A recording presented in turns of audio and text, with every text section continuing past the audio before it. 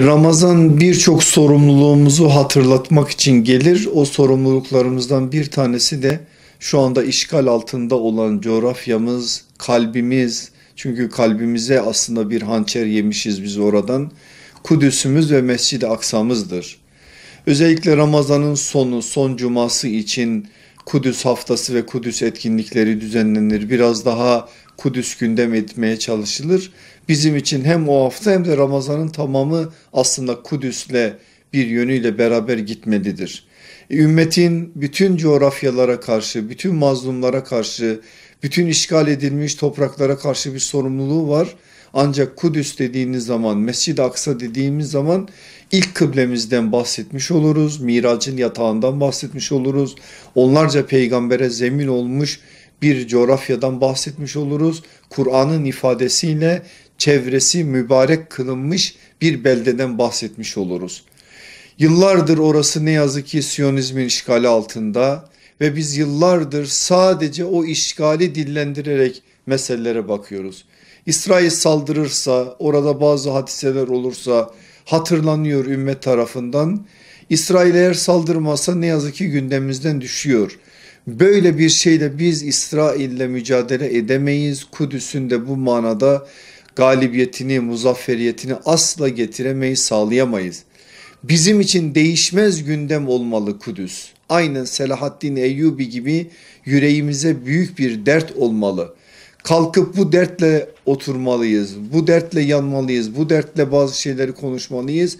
Eğer böyle bir sorumluluğu ciddi bir biçimde anlarsak, Kudüs'ü kendimiz anlarsak, bugün oradaki Siyonizmin ne yapmak istediği, hedeflerinin ne olduğunu kavrarsak, bugün bizim yapmamız gereken sorumlulukları da tespit edersek ve bunlar için gayret içerisinde olursak, İnşallah özellikle de bunların Ramazan ayı içerisinde yapılması Ramazan'ın bereketiyle daha fazla bereketlenecek ve hasret kaldığımız o özgür Kudüs'e ulaşma adına bazı adımlar atılmış olacaktır.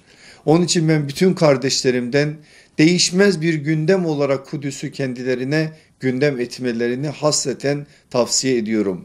Ellerinden geldiğince oradaki Müslümanlara yardımcı olmak, yardımlarını oralara göndermek gibi sorumluluğumuz var. Onu zaten yapacağız ama onunla beraber Kudüs'ü gündem etmek, insanların gündemine Kudüs'ü sokmak gibi bir sorumluluğumuz var. Bunu da yapacağız.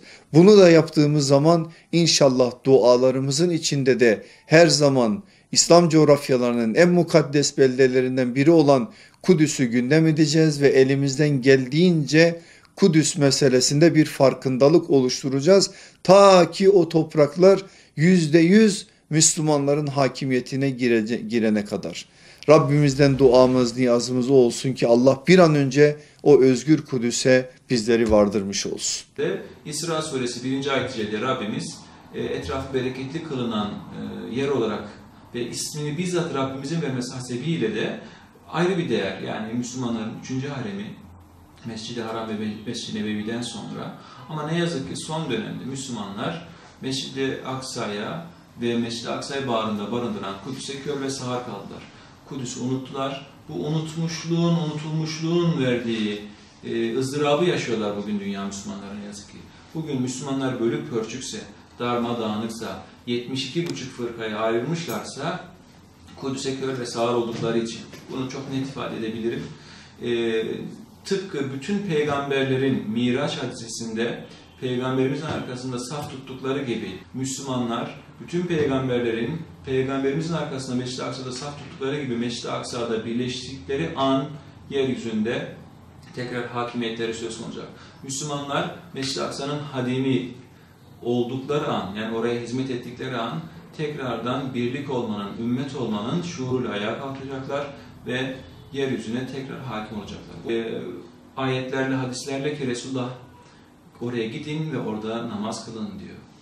Gidemezseniz kandillerine yakılmak üzere zeytinyağı gönderin diyor.